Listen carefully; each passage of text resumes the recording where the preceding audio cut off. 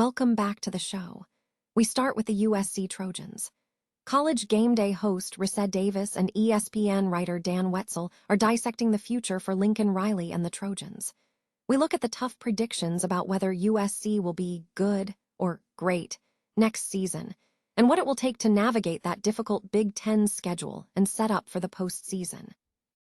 Here's a simple way to protect your phone without stress. This ALEN 3-pack comes with tempered glass screen protectors, camera lens protectors, and an installation frame for an easier, cleaner fit. It's clear, case-friendly, and built to help guard against scratches and everyday bumps. Check the link in the comments to get it on Amazon.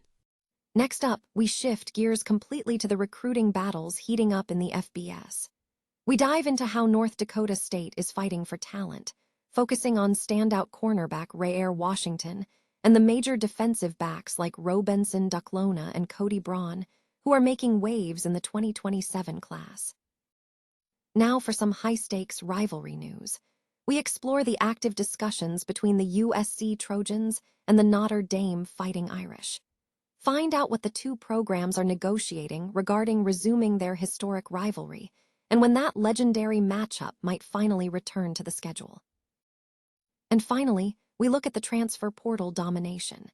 Indiana has officially surged to number 1 in the updated rankings, powered by players like Heisman winner Fernando Mendoza and Roman Hemby. Find out how this massive transfer class propelled the Hoosiers to a national title and what exciting talent is coming in for 2026. Stay with us for the rest of the news. USC fans are facing a cautious outlook following their narrow miss of the college football playoff in 2025, with expert predictions suggesting the Trojans will likely fall short of a winning record necessary for another postseason appearance. ESPN's College GameDay host, Rece, indicated that USC is unlikely to secure 10 wins this season, implying a failure to qualify for the CFP again. When asked if the team would be good or great in 2026, Davis suggested they would be good, potentially knocking off an unexpected opponent or losing a game they should have won, estimating around 9 wins. Dan Wetzel, an ESPN writer on the podcast, echoed this sentiment while focusing on the challenges ahead. Wetzel questioned the team's readiness for the rigorous schedule, specifically scrutinizing USC's ability to succeed on the road in the Big Ten amidst a tough home slate. He acknowledged the team's potential for greatness, but stressed the reality of the travel grind. Betting odds from FanDuel reflect this uncertainty, setting USC's win total line at 8.5.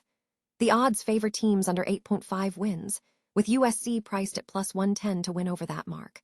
While Lincoln Riley and the Trojans share win totals with Michigan and Penn State, oddsmakers appear to favor Ohio State, Oregon, and Indiana for higher finishes.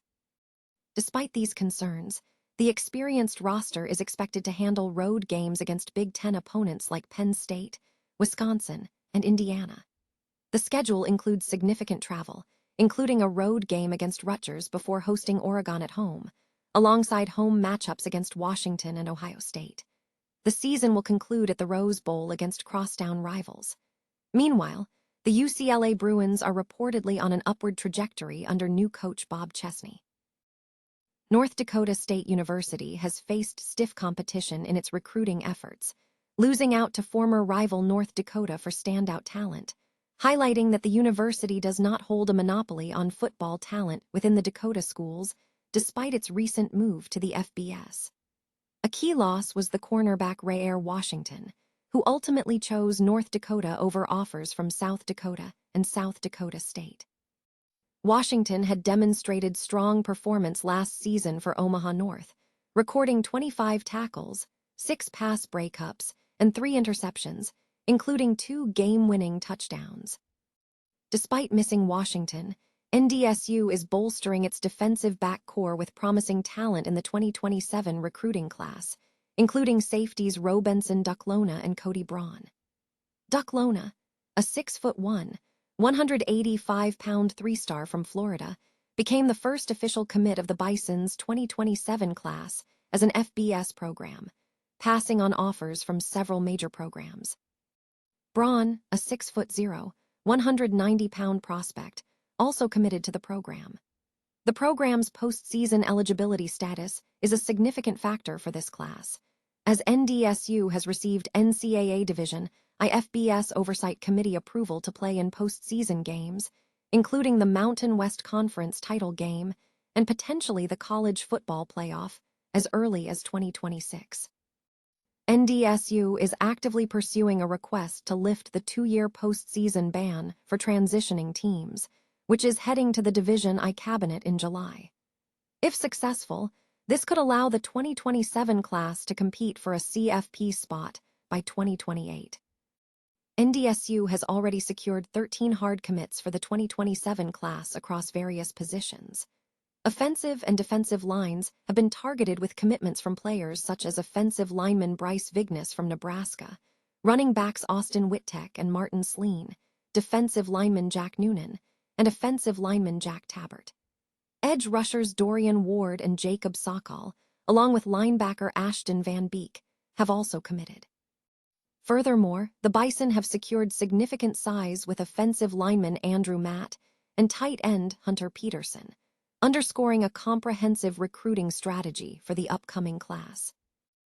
The rivalry between the USC Trojans and the Notre Dame Fighting Irish is poised for a potential return, as the two institutions are reportedly in active discussions to resume their matchups.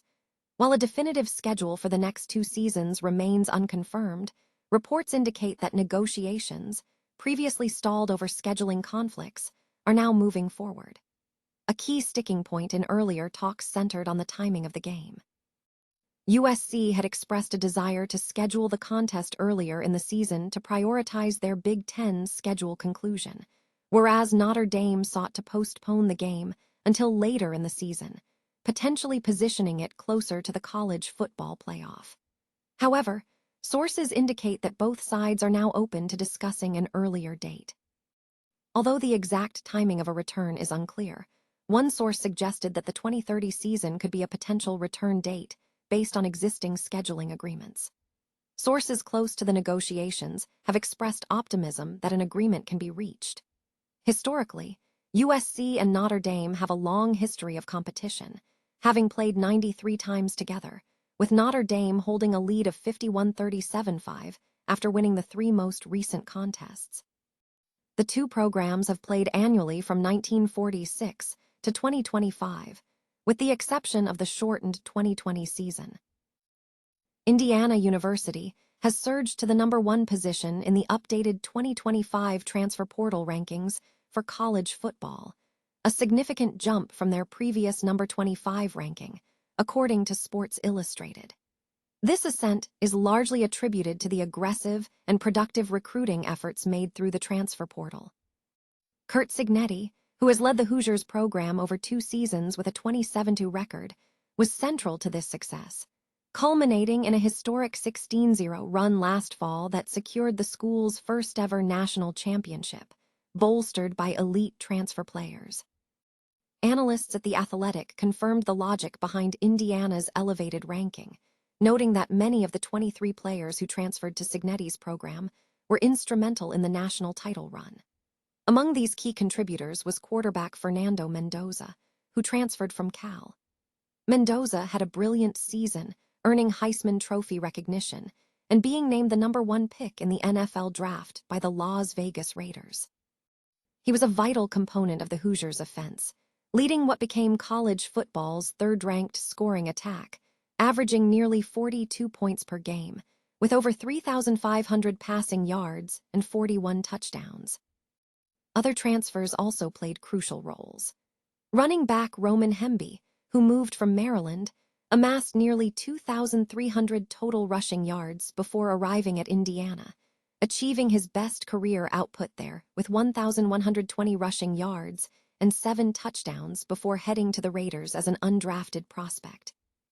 Furthermore, Pat Coogan anchored the offensive line at center after coming from Notre Dame, and former Wisconsin tight end Riley Nowakowski was another key input for the offense last season. While Cignetti faces a transition as last year's starting players depart, Indiana is preparing for the future.